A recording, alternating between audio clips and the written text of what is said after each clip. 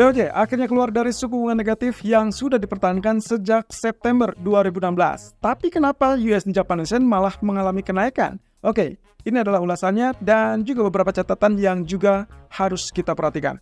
Ya, seperti yang juga sudah diributkan sejak 1 minggu terakhir, bahwasannya mereka sangat terbuka untuk mengubah kebijakan moneter terkait dengan dorongan dari negosiasi upah yang sudah disepakati di hari Jumat yang lalu. Oke, judulnya adalah sesuai ekspektasi. Semuanya sesuai ekspektasi, termasuk salah satunya adalah penghapusan yield curve control. Tapi yang menjadi pertanyaannya adalah kenapa reaksi market justru kebalikan dari apa yang kita perkirakan. Yang tadinya, kalau memang ternyata kenaikan suku bunga itu terjadi, penghapusan yield curve control juga terjadi, maka seharusnya USD Japanese Yen akan mengalami penurunan dan itu berarti Yen akan menguat terhadap US dollar. Tapi yang terjadi justru sebaliknya. Oke, ada beberapa poin penting yang juga menjadi catatan untuk kita tinjau. Pertama, yaitu terkait dengan kebijakan yang didukung penuh, yaitu menghentikan pembelian ETF. Ya, ini tidak mendapatkan perlawanan apapun dalam bentuk apapun dan semua voting menunjukkan semua sepakat. Tapi ada hal yang juga ternyata berlawanan, yaitu terkait dengan pembelian obligasi. Dan ini adalah obligasi pemerintah yang sudah dijalankan sejak BOJ mempertahankan suku bunga negatifnya dan kebijakan ultra longgar disertai dengan yield curve control. Jadi disinilah letak yang menyebabkan kenapa sepertinya keputusan BOJ tersebut cenderung kurang greng atau kurang hawkish. Sehingga itulah yang mengakibatkan kenapa USD Japanese-nya justru mengalami kenaikan alias Yen melemah terhadap US dollar. So, kalau kita perhatikan di sini, mereka akan melanjutkan program pembelian Japanese Government Bond atau obligasi pemerintah Jepang dengan jumlah yang sama seperti sebelumnya. Well, ini berarti sebetulnya kecenderungannya adalah hampir mirip dengan mereka tidak merubah apapun, cuman menaikkan suku bunga dan menghentikan yield curve control. Nah, kemudian terkait dengan yield curve control sendiri, mereka menghapus dengan apa yang disebut dengan pembatasan tingkat 1 atau 10% dari obligasi 10 tahun. Tapi masalahnya ini juga sepertinya tidak efektif karena lagi-lagi fungsi dari bank sentral masih tetap menjalankan pembelian obligasi pemerintah. Nah, dengan demikian potensi selanjutnya adalah kita harus tunggu dari apa yang akan dijelaskan oleh Katsuo Ueda sang gubernur. Meskipun demikian, ada beberapa catatan yang menurut saya ini agak sedikit melegakan. Artinya ada harapan untuk kemudian hari atau dalam pertemuan mendatang, mereka mungkin akan melakukan perubahan kembali. Well, kalau tidak menaikkan, at least mereka akan mengubah atau mengurangi pembelian Japanese Government Bond ini. Jadi kalau kita lihat dalam beberapa waktu ke depan, setidaknya yang diharapkan adalah yield dari JGB ini tidak mengalami kenaikan. Mereka tidak perlu menambah pembelian, justru mereka bisa mulai secara bertahap mengurangi pembelian. Dan itulah yang akan membuat Japanese Yen akan mengalami penguatan lebih efektif. Jadi untuk sementara ini teman-teman, mohon maaf, kelihatannya USD Japanese Yen sangat layak untuk menguji level 150 atau bahkan level 151. Kita tinggal tunggu apakah ini akan terjadi kejutan lagi atau tidak. Apakah akan ada yang namanya intervensi setelah keputusan suku bunga tersebut, yang dimana beberapa catatan yang saya miliki, setiap mereka sudah melakukan keputusan, apapun yang terjadi dengan USD Japanese Yen, mereka tidak akan melakukan intervensi apapun, kecuali hanya cuap-cuap alias verbal intervention. Dan you know what, pergerakannya relatif terbatas. Jadi sebetulnya semua ini akan kembali bergantung kepada Fed, dan itu baru akan kita dapatkan laporan besok malam. So, semoga saja Fed akan memberikan pernyataan yang lebih less hawkish sehingga akhirnya dolar akan merosot dan itu berarti yen bisa mengalami penguatan. Tapi kalau tidak, maka kemungkinan kita akan segera melihat level 155 atau 157 dalam waktu dekat untuk USD Japanese Yen. So, be careful.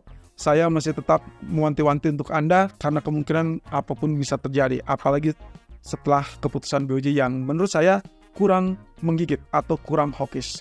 Nah, tapi alasan lainnya sederhananya adalah kalau dalam 1 minggu terakhir kita sudah lihat pergerakan USD Japanese Yen kecenderungannya volatility-nya adalah stabil, maka sebetulnya kelihatan juga dalam 2 hari terakhir terutama saat negosiasi upah termasuk juga rumor terkait dengan BOJ sudah santer terdengar. Artinya di situ market sudah mengantisipasi atau already anticipate sehingga akhirnya yang terjadi adalah buy rumor sell on fact pada yen.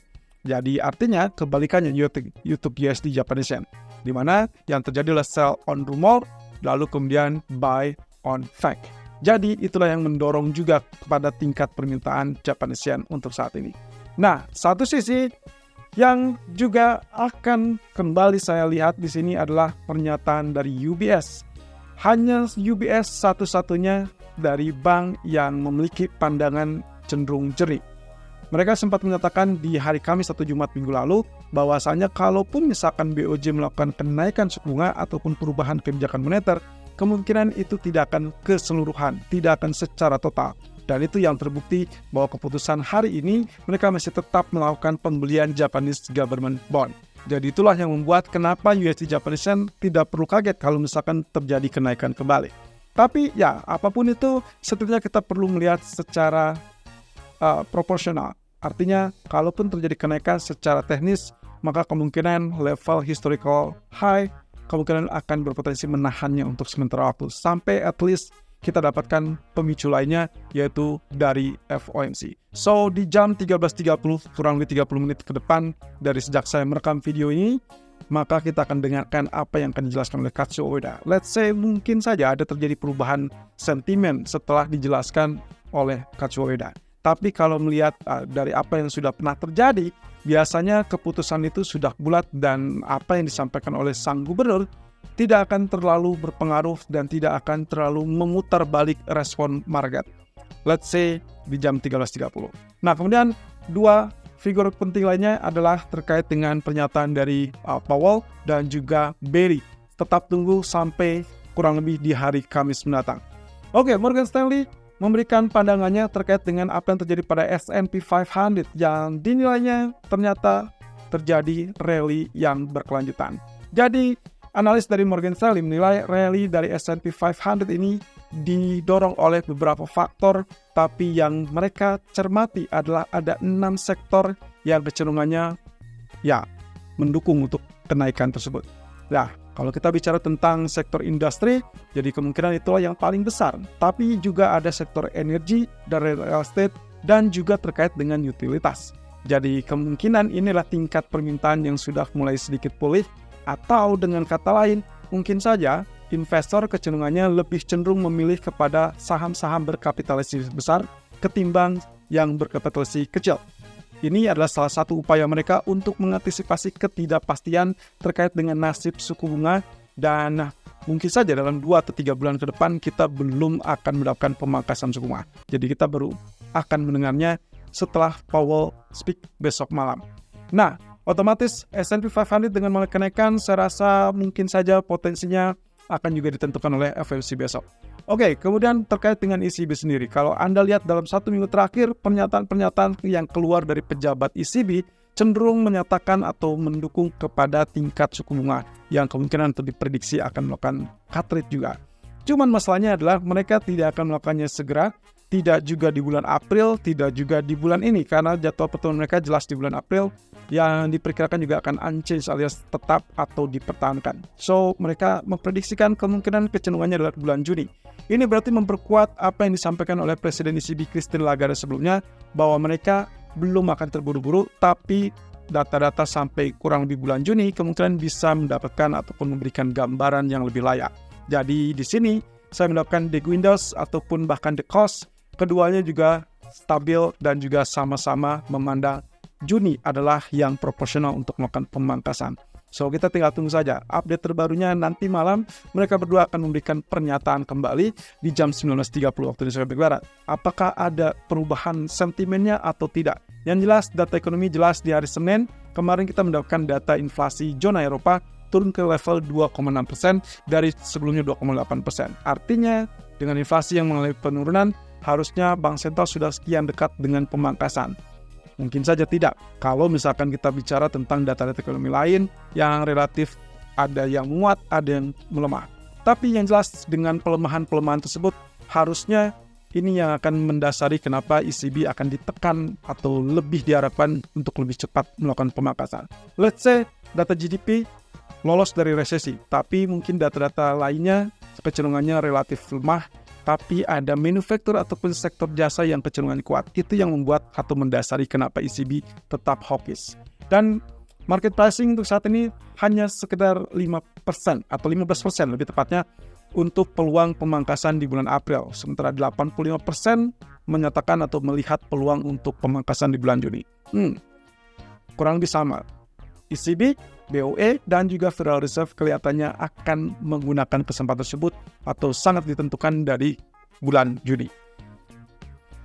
Oke, kalau dari ekonomi untuk hari ini, kita hanya akan melihat beberapa data ekonomi yang saya lihatnya dari Jerman. Kemungkinan ini yang akan lebih menggigit daripada zona Eropa. Ya, perkembangan ataupun terkait dengan tingkat upah di zona Eropa, sebetulnya itu akan menjadi catatan juga untuk ECB untuk menilai seberapa besar kemungkinan tingkat konsumsi ataupun permintaan dari warga ataupun masyarakat Eropa. Jadi ini yang akan memberikan gambaran apakah inflasinya masih akan tetap bandel atau justru akan cenderung turun. Nah, tapi juga kalau lihat dari Jerman, ini juga akan memberikan indikasi apakah kondisi sentimen ekonomi di Jerman sana sudah relatif pulih atau tidak. Angkanya tipis-tipis, 20.6 dari 19.9. Kalaupun misalkan naik, ya saya rasa bisa mendorong atau mendukung untuk euro naik, tapi seberapa besar saya rasa semuanya akan cenderung wait and see, karena yang terbesar fokus utamanya adalah FOMC besok malam. Oke, dari Amerika hanya terlihat ada housing start dan juga building permits, jadi saya rasa ini pun tidak akan terlalu menggigit untuk nanti malam. Kalaupun ada pergerakan ataupun respon, saya rasa akan relatif terbatas.